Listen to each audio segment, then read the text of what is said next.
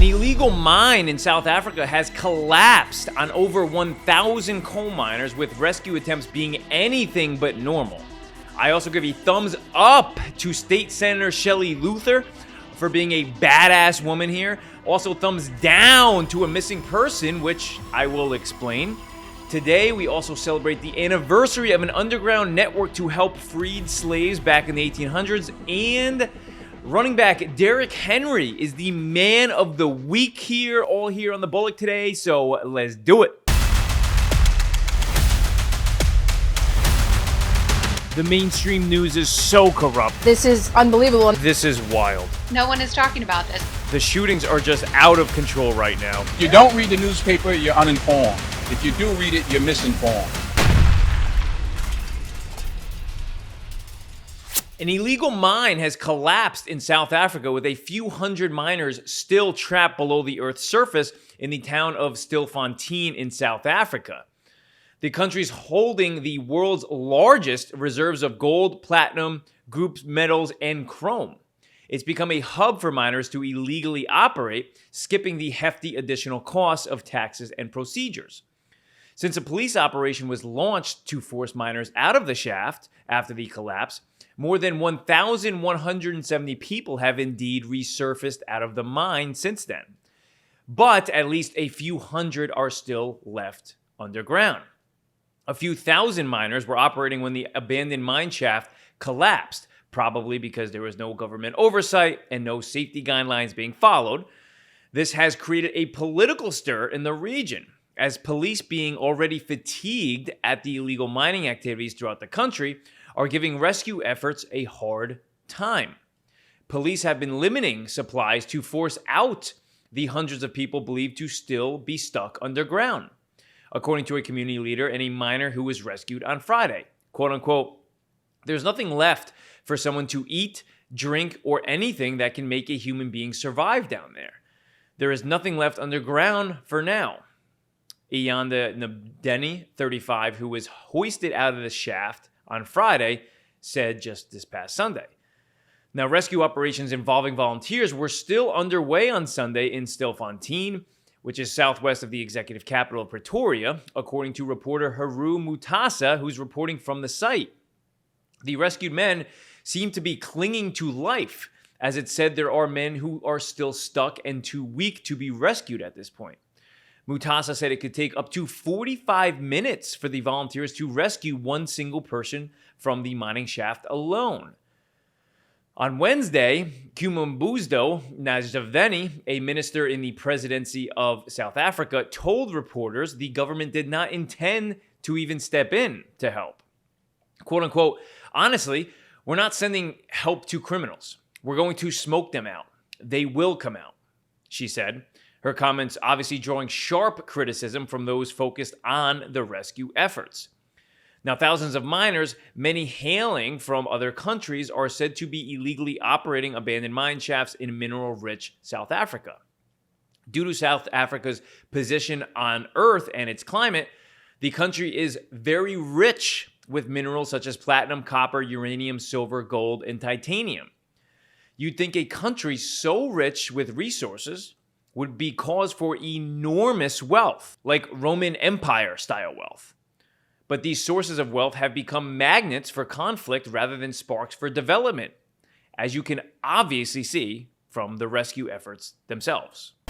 Now over to thumbs up and thumbs down. We stay right here in the US for a huge thumbs up here. Thumbs up, average Joes can play. Thumbs up to Shelley Luther, who was jailed back in 2020 for keeping her salon open during the COVID-19 lockdowns, who just won her election and is now a state senator in Texas. One badass woman here, as in 2020, she served a 7-day jail sentence after a judge found her guilty of violating both civil and criminal contempt for operating her salon, the Salon a la Mode, despite court orders. The only component, though, Shelley violated in actuality at the time was that she was a have-not, which she was jailed for. I won't bring you back to that time entirely, but if you remember, that the haves of society were provided free rein to do as they absolutely pleased, while the have-nots were patrolled like indecents, especially small businesses. So congrats to Shelley here. You pissed off the wrong woman. Now over to Wisconsin now with a big old thumbs down.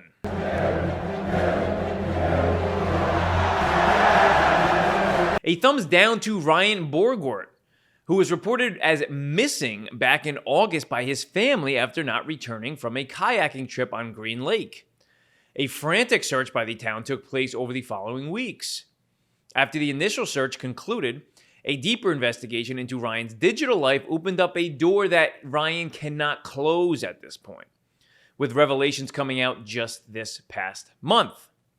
Now, Ryan allegedly had a second passport, replaced his hard drive in his computer right before his disappearance, along with syncing his laptop to his digital cloud, had Google searches on how to move funds to foreign banks, changed all of his email addresses to his financial accounts on the same day of his disappearance, also had communication with a woman from Uzbekistan, and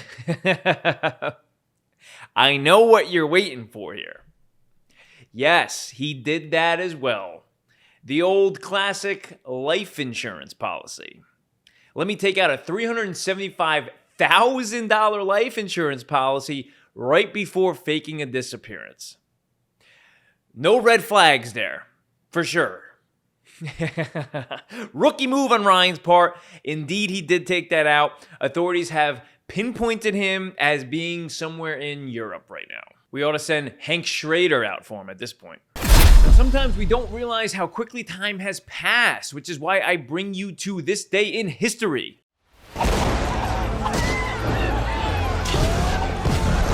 Which specifies the unconditional surrender of Japan.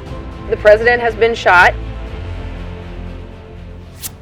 This day, 189 years ago, David Ruggles, a black abolitionist living in New York City, founded the New York Committee of Vigilance, an interracial collective working to protect free black New Yorkers and fugitive former slaves from kidnappers and police.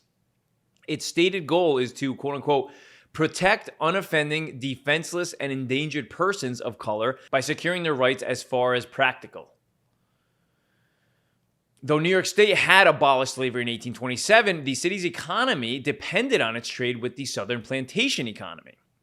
Wall Street financiers and merchants who depended on the shipping of slave-grown cotton encouraged New York Police Department officers to operate kidnapping clubs, which sought to arrest as many black men, women, and children as possible and ship them south for sale without even a trial by jury. They were enabled by corrupt judges, politicians, highly paid bounty hunters, and others. Corruption? Judges and politicians in New York City? No way! With the support of an organized network of black and white New Yorkers, he and his comrades boarded ships in the New York harbor to rescue black captives and guide them to safety, and petitioned for jury trials for black New Yorkers arrested as fugitives. They assembled a huge network of safe houses, churches that became stops on the Underground Railroad. Funds were raised to shelter, clothe, and feed fugitives, as well as to pay for lawyers in the aforementioned jury trials. All the while, members of this network acted as informants, providing the NYCV with tips about suspicious activities and people. By 1838, Ruggles and the NYCV had reportedly rescued over 500 individuals from being sold into slavery, including, huge point here, including escaped slave-turned-abolitionist icon Frederick Douglass. Now, a lot of times covering the news can get nasty. You're talking about a lot of bad things. So each news show, I bring you good news here. So good news, here we go.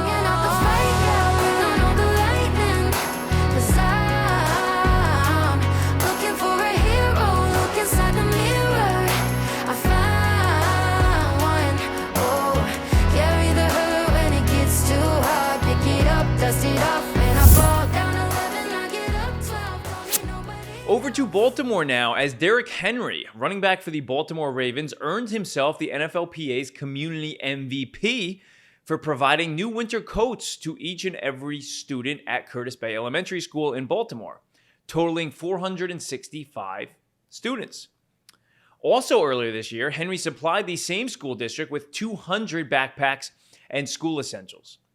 Henry has played a massive role in helping underprivileged communities with initiatives that, quote unquote, where help their future success is not limited by circumstances of their upbringing, background, disability, or influence. So kudos to Derek here.